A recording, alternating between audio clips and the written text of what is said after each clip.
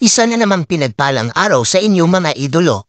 Sa video nito, pag-usapan na naman natin dito sa Usapang Gamefowl Bloodlines, ang isa sa pundasyon at pinakapopular na Gamefowl Bloodline, ang Hutch Gamefowl.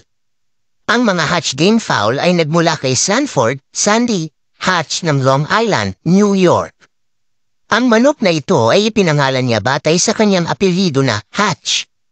Ito ay galing sa Kearney, Brown, Red at Thompson Whitehackle bloodlines.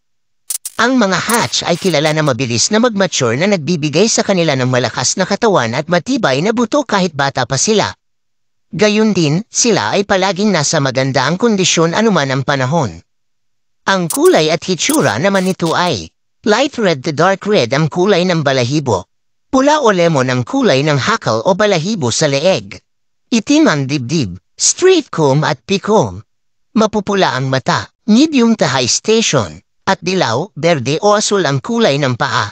Ang katamian naman nito mga idolo ay malakas at mabilis kung pumalo, agresibo, tumatagal sa basaan o drag fights, at may deadly cutting ability. Types of Hutch Gamefowl: Sandy Hutch, Leaper Hutch, McLean Hutch,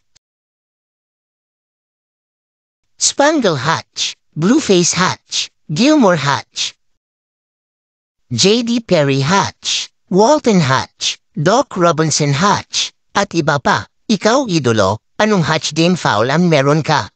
E-comment mo naman. At kung nagustuhan mo itong video na ito, paki-share at palike na rin mga idolo. At kung di ka pa naka-follow at subscribe, baka naman.